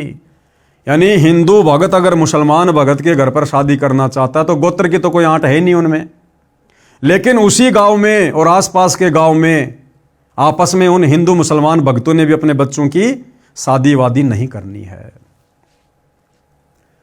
आगे गुरुदेव भगवान किसी के प्रश्न का जवाब दे रहे हैं। प्रश्न, क्या आप प्रेम विवाह लव मैरिज के पक्ष में हैं? तो गुरुदेव क्या कह रहे हैं? हाँ, परंतु निम्न शर्तों के साथ में कि हम लव मैरिज के पक्ष में हैं, लेकिन उसकी भी कुछ मर्यादा है, कुछ नियम हैं। उपरोक्त प्रतिबंधित बिंदुओं को ध्यान में रखकर माता पिता की सहमति के साथ प्रेम विवाह कर सकते हैं। मान लीजिए लड़का लड़की आपस में अपनी बातचीत शुरू कर देते हैं शादी विवाह की, तो गुरुदेव भगवान कह रहे हैं कि उन दोनों ने अपने अपने माता पिता को सूचित करना पड़ेगा।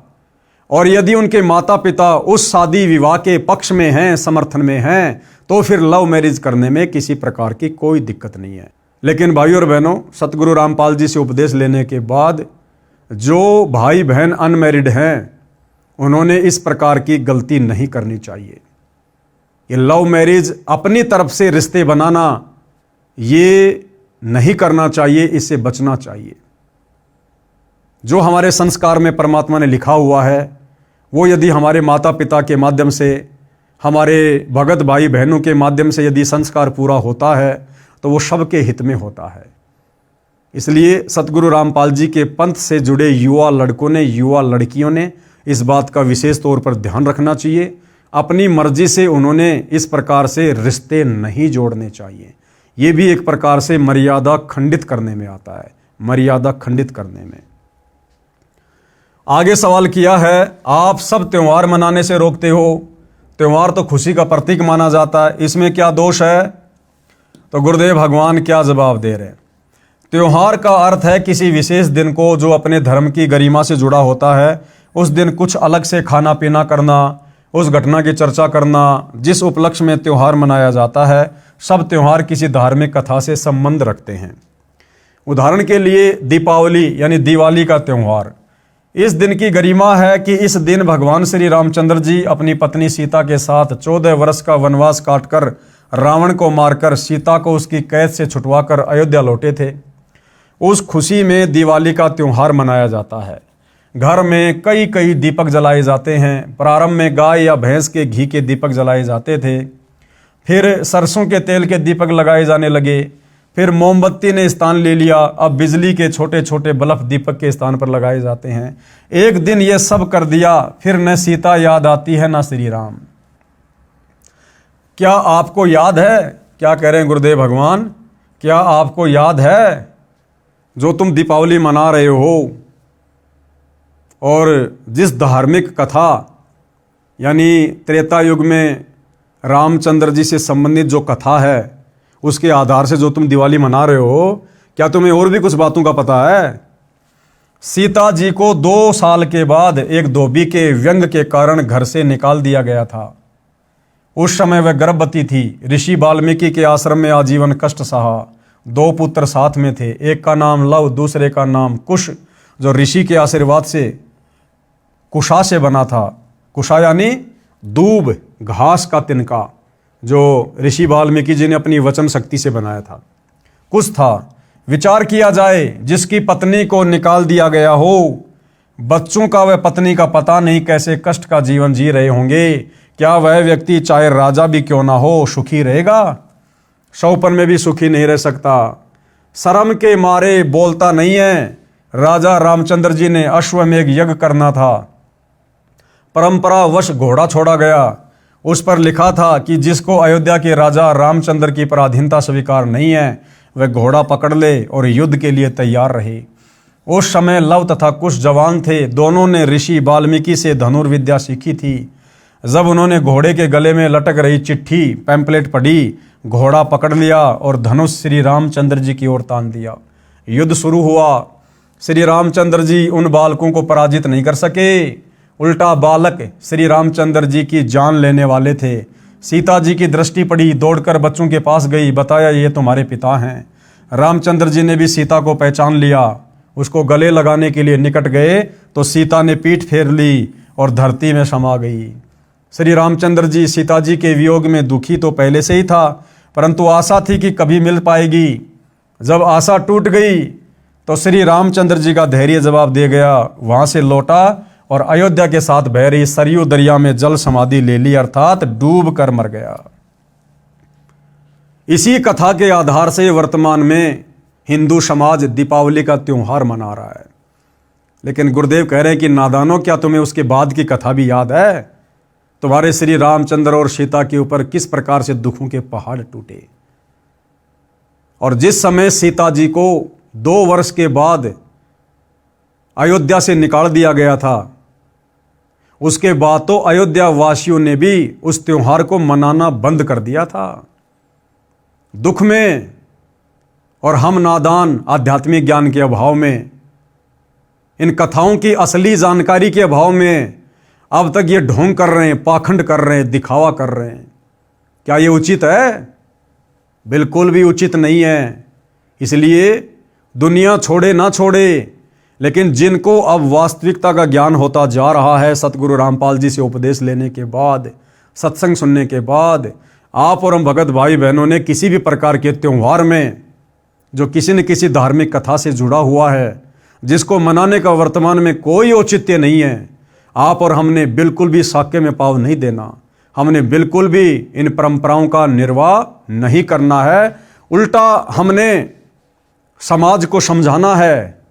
रिश्तेदारी में जाएं तो हम उनको समझाएं, मानते तो ठीक है, लेकिन हमने किसी प्रकार का कोई भी सहयोग नहीं करना है। आगे किसी ने सवाल किया, आप आलोचना कर रहे हो, आपके पास क्या प्रमाण है कि श्री रामचंद्र जी सीता के वियोग में दुखी रहा करते थे? तो गुरुदेव भगवान क्या जवाब दे रहे हैं? उत्तर, रामायण ग्रंथ में प्रमाण है। प्रतिवर्ष रामलीला करते समय दिखाया जाता है कि जब सीता जी को रावण राक्षस अपहरण करके ले गया तो श्री रामचंद्र जी डकरा डकरा कर रोते थे, हाय सीता, हाय सीता। पेड़ों से लिपटकर, पशुओं से लिपटकर पूछते थे कि तुमने मेरी जान को देखा क्या, मेरी सीता को देखा क्या?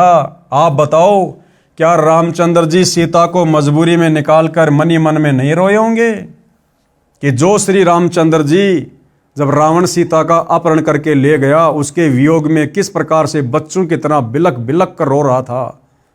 दुख में पेड़ों से लिपटकर, पशुओं से लिपटकर पूछ रहा था, क्या तुमने मेरी सीता को देखा? क्या वही श्री रामचंद्र जब उन्होंने एक धोबी के व्यंग कसने से लोकलाज में आकर अपनी गर्भवती पत्नी सीता को अयोध्या से जंगल में निकाल दिया, क्या वो श्री रामचंद्र अपनी पत्नी के वियोग में मन ही मन में रोया नहीं होगा, दुखी नहीं हुआ होगा? और आज तुम खुशी मना रहे हो, उस दिन लड्डू जलेबी बर्फियां खा रहे हो, दुनिया भर की आतिशबाजी करके, पटाखे फोड़ के पोल्यूशन फैला रहे हो। क्या तुम्हारे से कभी भी श्री रामचंद्र जी प्रसन्न होंगे? कभी नहीं हो सकते। क्या रामचंद्र जी दयाहीन थे या फिर पत्थर दिल हो गए थे? क्या उनके मन में कल्पना नहीं होती होगी कि अकेली गर्भवती औरत कैसे जी रही होगी? यदि इतनी भी दया न हो तो वह इंसान भी अच्छा नहीं होता। इसलिए इससे सिद्ध है कि श्री रामचंद्र जी महाकष्ट में जीवन जीते थे। अयोध्यावासी दीप जलाकर, मिठाई आदि खाकर उस दिन श्री रामचंद्र जी की छाती फूका करते। यानी अयोध्या वासियों ने भी 2 साल के बाद में अपने भगवान श्री रामचंद्र जी को, अपने राजा रामचंद्र जी को इतना दुखी देखकर उन्होंने भी उसके बाद कभी वो दीपावली नहीं मनाई, उस दिन को उन्होंने नहीं मनाया। और आप और हम उस व्यर्थ की परंपरा को, कुरीति को, जिसका वर्तमान समय में कोई औचित्य नहीं है, हम वर्तमान तक वो सांप वाली लकीर पीट रहे हैं। अर्थात सतगुरु रामपाल जी के भक्तों ने ये होली, दिवाली, किसी भी प्रकार का त्यौहार जो किसी न किसी धार्मिक कथा से जुड़ा हुआ है, जिसका वर्तमान में मनाने का कोई औचित्य नहीं बनता, आप और हमने मनाना तो दूर, सहयोग भी नहीं करना है। विचार करो, जिस रामचंद्र जी व सीता जी के आने की खुशी में दीपावली का त्यौहार मनाना शुरू किया, जब सीता अयोध्या से चली गई, श्री रामचंद्र जी ने आत्महत्या सीता के वियोग में की, यानी जल समाधि ले ली। अब क्यों मना रहे हो खुशी? क्या श्री रामचंद्र जी व सीता जी के दुखों से आप दुखी नहीं हो? हम उन दोनों के वनवास व रावण के साथ हुए युद्ध में कष्ट तथा दोनों के अयोध्या आने की खुशी प्लस दोनों को आजीवन दुखी रहने के इतिहास को ध्यान में रखकर सारा वर्ष उनको याद रखते हैं। उस दृष्टिकोण से दीपावली का त्यौहार किसी विशेष दिन नहीं मनाते। संतों के घर सदा दिवाली होती है। यानी जो व्यक्ति मनुष्य जन्म प्राप्त करके पूर्ण संत से उपदेश लेकर भक्ति शुरू कर देता है, उसके घर में तो रोजाना ही दीपावली बनती है, रोजाना दीपावली। सतगुरु रामपाल जी के उपदेशी भक्तों के घरों में प्रति वर्ष 24 घंटे अखंड दीपक जलता है, देसी घी का। तुम्हारी तरह पोल्यूशन नहीं फैलाते, आतिशबाजी नहीं करते, पटाखे नहीं जलाते। संतों के घरों में तो प्रति वर्ष ही दीपावली मनती है, यानी खुशी का माहौल रहता है। अब सतगुरु रामपाल जी कह रहे कि हमारे पंथ में ये दीपावली वगैरह किस प्रकार से मनाई जाती है। यानी भाई और बहनों, आप और हमें शिक्षा दी जा रही है कि कहीं हम अपनी मर्यादा ना तोड़ दें, लोकलाज में आकर, दुनिया की देखा देखी भेड़ चाल में आकर। हम भगत हैं, हमारे आचार विचार, हमारी क्रिया जगत वाले लोगों से भिन्न है, अलग हैं। हमने जगत वाले लोगों को देखकर अध्यात्म पर नहीं चलना, अपने गुरुदेव के वचन को देखकर, उनके सत्संग सुनकर, मर्यादाओं को बचाकर हमने फूक फूक के कदम आगे बढ़ाना है। तो सतगुरु रामपाल जी के पंथ में उनके भगत किस प्रकार से दीपावली वाले दिन अपनी क्रिया करते हैं। प्रतिदिन देसी घी की ज्योति सुबह शाम जलाते हैं, जो एक समय 3-4 घंटे जलती है। एक वर्ष में 365 दिन है, तो एक वर्ष में 730 दीपक हमने जलाए, जो दिन में 7-8 घंटे जले, जिससे हवन का काम किया। और जिन भक्तों को ये ज्ञान गहराई से समझ में आ जाता है कि जितना हवन करोगे, जितना घी जलाओगे, उतना ही तुम्हें फायदा है, तो 24 घंटे अखंड दीपक सतगुरु रामपाल जी के पंथ में उनके भक्तों के घरों में जलता है, हवन यज्ञ होता है। यानी गुरुदेव भगवान कहना चाहते हैं कि नालायकों, तुम तो खाली दीपावली के दिन 10-12 दीपक जलाकर, और वो भी तेल के, चाइनीज लाइट वाले, जिनका केवल नुकसान ही नुकसान है, फायदा कुछ नहीं है, सोचते हो हम खुशी मना रहे हैं। लेकिन असली खुशी, असली दीपावली प्रतिदिन सतगुरु रामपाल जी के भक्तों के घरों में मनाई जाती है। एक गांव या शहर में हमारे अनुयायियों के 50-60 परिवार हैं, तो वहाँ सुबह शाम प्रत्येक घर में देसी घी की ज्योति जलती है। हवन होता है जो वातावरण को शुद्ध करता है। शराब, हुक्का, बीड़ी आदि का सेवन नहीं करते, इससे प्रदूषण से बचाव रहता है। हवन के समय वेद मंत्र भी बोले जाते हैं। हम सूक्ष्म वेद के मंत्र यानी वाणी सुबह शाम नित्य नियम संध्या आरती के रूप में पढ़ते हैं, बोलते हैं, फ़ोन में चलाकर सुनते हैं। यदि हलवा या खीर खाने की इच्छा होती है तो किसी भी दिन बनाकर खा लेते हैं। हमारे लिए खुशी मनाने का स्पेशल दिन कोई त्यौहार नहीं होता है। संतों का तो हर दिन त्यौहार होता है। यदि हमने हलवा खीर आदि बनाकर खानी है, किसी भी दिन बनाकर खा सकते हैं अपने गुरुदेव भगवान को भोग लगाकर। और अब तो सतगुरु रामपाल जी की वास्तविक परमात्मा वाली स्थिति भक्तों को समझ में आने के बाद साध संगति से जुड़े हुए उनके सत्सेवक बच्चे प्रतिदिन सुबह और शाम 2 समय भंडारे के साथ में हलवा बनाकर अपने गुरुदेव भगवान को विधि विधान अनुसार भोग लगाते हैं। रोजाना हमारे घरों में दिवाली मनती है। रोजाना हम एक दिन की नकली दिवाली नहीं बनाते। जगत के लोग उस दिन या अन्य होली आदि के त्यौहार पर बम फोड़ते हैं, पटाखे छोड़ते हैं, प्रदूषण फैलता है। कई बच्चों की आंखें खराब हो जाती है, कईयों के हाथ खराब हो जाते हैं, कई स्थानों पर आग लग जाती है। ये सब हम नहीं करते। यानी आप और हमारे लिए गुरुदेव का आदेश है कि हमने इस प्रकार की बकवाद बिल्कुल भी नहीं करनी। ये सब हम नहीं करते। सख्त हिदायत है। हम राम को दिन रात याद करते हैं। किस राम को? आदि राम को, त्रेता युग वाले राम को नहीं। कहते राम राम सब जगत बखाने, आदि राम कोई बिरला जाने। श्री रामचंद्र जी को तो पूरी दुनिया राम कहती है, लेकिन उनके तो शरीर का नाम राम था। हम तो आदि राम, जिसने रामचंद्र जी को भी पैदा किया, उस आदि राम कबीर भगवान का सतनाम जपते हैं, उनका सच्चा नाम जपते हैं। उसको कहते हैं असली राम का नाम। हम राम को दिन रात याद करते हैं। एक दिन की तो बात छोड़ो, होली धुलंडी के ऊपर जो उधमस उतारा जाता है, उसका उस त्यौहार से क्या लेना देना है? टोटल बकवाद काल के द्वारा करवाई जा रही है। अब होली का त्यौहार ये क्यों मनाया जाता है? 99% हिंदू समाज को नहीं पता कि होली क्या है, होली का त्यौहार क्यों मनाया जाता है, मनाया जाना चाहिए या नहीं। भगत प्रहलाद की रक्षा परमात्मा ने की। नरसिंह रूप धारण करके कबीर परमात्मा ने त्रेता युग में भगत प्रहलाद की रक्षा की। भगत प्रहलाद के पिता हिरण्यकशिपु ने चिता की तरह लकड़ियों का ऊंचा ढेर लगवाकर प्रहलाद भगत को जिंदा जलाने की योजना बनाई। होलिका नामक पापिनी, जो प्रहलाद भगत की सगी बुआ थी, हिरण्यकशिपु के आदेश से अपने ऊपर अग्निरोधक चद्दर ओढ़कर, अग्निरोधक चद्दर जो उसको श्री ब्रह्मा जी से प्राप्त हुई थी वरदान के तहत, उस अग्निरोधक चद्दर ओढ़कर भतीजे प्रहलाद को विश्वास में लेकर कहा कि देख बेटा, मैं भी तो आग में बैठी हूं, कुछ नहीं होगा। गोडों में भगत प्रहलाद को बिठा लिया और अग्नि जला दी गई। परमात्मा ने आंधी चला दी। वह अग्नि रक्षक चद्दर होलिका से उतरकर प्रहलाद भगत पर उड़ा दी। आग भड़क उठी, होलिका जल मरी। प्रहलाद सुरक्षित परमात्मा ने रखा। इस खुशी का प्रतीक है होली का त्यौहार। और आम सांसारिक लोग क्या करते हैं? इस कथा का ज्ञान ना होने के कारण आम सांसारिक लोग होली के दिन क्या करते हैं? जगत क्या करता है? इस दिन लट्ठम लट्ठा, दारू पीकर लड़ाई झगड़े, एक दूसरे में रंग वगैरह फेंकना, कीचड़ वगैरह फेंकना, अभद्र हरकतें करना। औरतें कोड़े पुरुषों को मारती है, पुरुष हट जा करके बचाव करते रहते हैं। इधर से उधर पोड़ पाटे दौड़ते रहते हैं, एक दूसरे पर रंग डालते हैं, कीमती कपड़ों का नाश कर देते हैं। इसका परमात्मा से क्या लेना देना? क्या भगत प्रहलाद ने इस प्रकार की बकवाद कभी की जो आप लोगों ने उस भगत के नाम की आड़ में वर्तमान में शुरू कर रखी है? जिसने भगत की रक्षा की, कुछ कहते हैं कि हम रंग नहीं डालते, गुलाल का प्रयोग करते हैं। तो गुरुदेव कह रहे हैं विचार करो, बंदर सा मुंह बनाकर एक दूसरे को परेशान करते हो, क्या गुलाल लगाने को आप परमात्मा की आरती मानते हो?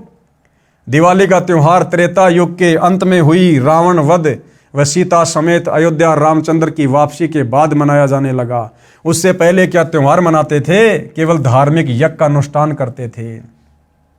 दूसरी बात, श्री रामचंद्र जी के अयोध्या से रावण को मारकर सीता को लाने के बाद जो ये दीपावली वाली परंपरा चली है, क्या उससे पहले के व्यक्ति, त्रेता युग पूरा बीत गया था, सतयुग के व्यक्ति क्या कभी इस प्रकार का त्यौहार मनाया करते थे? वे केवल वैदिक विधि अनुसार शत भक्ति किया करते थे, हवन किया करते थे, इस प्रकार की बकवादें नहीं किया करते थे। अतः वर्तमान में भी इस प्रकार की बकवादों का कोई औचित्य नहीं है। ये बकवादें हम तब तक कर रहे जब तक हम सच्चे सतगुरु रामपाल जी की शरण में नहीं हैं। जब तक हमें उनके प्रवचन सुनने को नहीं मिलेंगे, सत्संग सुनने को नहीं मिलेंगे, तब तक ही हम इस प्रकार की बकवादें कर रहे हैं। हम सतगुरु रामपाल जी के भगत इस प्रकार के किसी भी पाखंड में, आडंबर में अपना समय और पैसा बर्बाद नहीं करते हैं, क्योंकि हमें उनके सत्संगों से सब कुछ समझ में आ गया है। होली का त्योहार सतयुग के अंत में प्रहलाद भगत की रक्षा परमात्मा द्वारा नरसिंह रूप में की जाने के बाद प्रारंभ हुई। उस समय सतयुग लगभग 16 लाख वर्ष बीत चुका था। उससे पहले तो यह त्योहार नहीं मनाया जाता था, केवल धार्मिक यज्ञ शास्त्रों के अनुसार किए जाते थे, जैसे हम करते हैं। हमारा उद्देश्य है कि सारा जहान शास्त्रोक्त विधि से सामाजिक व धार्मिक कर्म करे, ताकि कलयुग में सतयुग जैसा माहौल बने और सब सुखी रहें। कहने का मतलब है जितने भी त्योहार हैं, व्यर्थ की सामाजिक परंपराएं हैं, ये सिवाय बकवाद के कुछ भी नहीं हैं। और यदि हम लोग भगत होने के बावजूद इस प्रकार की बकवादें करते हैं तो हमारी मर्यादा टूटेगी, सतगुरु का वचन टूटेगा और हम कभी भी भक्ति मार्ग पर सफलता प्राप्त नहीं कर सकते। इसलिए जब तक आम सामाजिक लोगों को जागरूकता नहीं है, इस बात की जानकारी नहीं है, वो तो इस प्रकार की बकवादें कर सकते हैं, लेकिन भक्तों ने भक्ति लेने के बाद, उपदेश लेने के बाद इस प्रकार की बकवादों से कोसों दूर रहना है। अब गुरुदेव क्या कह रहे हैं कि हम क्या करते हैं? हम क्या करते हैं? हम प्रतिदिन परमात्मा का शुक्र कई कई बार करते हैं। तीनों समय की आरती के समय परमात्मा का धन्यवाद करते हैं, उनका शुक्र मनाते हैं कि हे परमेश्वर, आपने हमें कैसे इन तमाम प्रकार की बकवादों से बाहर निकालकर शत भक्ति प्रदान कर दी। अन्यथा हम भी आज इन्हीं बकवादों में उलझे रहते, अपने मनुष्य जीवन को बर्बाद करते रहते। एक दिन ड्रामा नहीं करते, शास्त्रों अनुसार धर्म कर्म करते हैं और धर्म यज्ञ करते हैं। अजब गजब बात। कौन सी अजब गजब बात है? एक भगत बना, उसने बताया कि हम चाचा ताऊ के 11 भाई बहन हैं, सब शादीशुदा हैं, हमें 11 वर्ष हो चुके हैं, कोई त्यौहार नहीं मनाया। कारण वर्ष में एक मौत इतनी निकट हो जाती है कि त्यौहार नहीं मना पाते। यानी जब भी कोई त्यौहार आता है, उस भगत ने कहा कि उससे पहले हमारी निकटतम रिश्तेदारी में जो खासम खास होते हैं, उनमें किसी न किसी की मृत्यु हो जाती थी, जिस कारण से 11 वर्ष हो गए हमने अभी तक कोई त्यौहार नहीं मनाया। विचार करें, जिनके मृत्यु हो जाती है वे रोते हैं, गांव के लोग मस्ती मनाते रहते हैं, फिर उनकी बारी आती है, वे मुंह लटका कर रोते रहते हैं, अन्य त्योहार का ड्रामा कर रहे होते हैं। और हम क्या करते हैं? यानी सतगुरु रामपाल जी के भगत अब क्या करते हैं? ज्ञान होने के बाद किसी की आत्मा ना दुखे, इसलिए हम व्यर्थ दिखावा नहीं करते, दिन रात राम को याद करते हैं, यानी परमात्मा की भक्ति करते हैं। हम धार्मिक अनुष्ठानों को त्योहार रूप में मनाते हैं, वहाँ कोई गाना बजाना नहीं करते, केवल सत्संग करके, पाठ करके परमात्मा का गुणगान करते हैं, धर्म यज्ञ करते हैं। उस समय हलवा, खीर, लड्डू, जलेबी आदि बनाते खाते हैं, ऐसे त्योहार मनाते हैं। तो सतगुरु रामपाल जी के भक्ति मार्ग में उनके भक्तों के द्वारा किस प्रकार से त्योहार मनाए जाते हैं, क्या उसकी विधि है, क्या उसकी प्रोसीजर है, ये सारी बातें आज आपको इस वीडियो के माध्यम से सुनने और जानने को मिली। तो भाइयों और बहनों, इसी प्रकार से हम ये जानकारियाँ प्राप्त करते रहेंगे। यदि जानकारियाँ होंगी तो हम मर्यादा तोड़ने से बचे रहेंगे, मर्यादा टूटने से बचेंगी तो हमारी भक्ति सफल होगी, और भक्ति सफल होगी, हमारे गुरुदेव भगवान प्रसन्न होंगे, और गुरुदेव भगवान प्रसन्न तो हमारा सतलोक का टिकट पक्का। इस गंदे लोक से, जन्म मरण से, 184 योनियों की कष्ट से छुटकारा पक्का।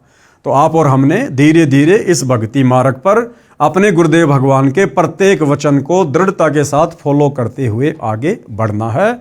हमने दुनिया को नहीं देखना है, संसार क्या कर रहा है, क्या संसार की मर्यादा है, हमने उस तरफ बिल्कुल भी ध्यान नहीं देना है। जितना गुरुदेव भगवान ने बता दिया, समझा दिया, आदेश दे दिया, हमने उस आदेश में रहकर अपनी भक्ति को सफल करना है। तो भाइयों और बहनों, आज की वीडियो में गुरुदेव के आशीर्वाद से केवल इतना ही। कल फिर परमात्मा की सेवा में हाजिर होंगे। तब तक गुरुदेव भगवान हम सबको आज्ञा दे, आशीर्वाद दे, सद्बुद्धि दे। बंदी छोड़ सतगुरु रामपाल जी भगवान की जय हो।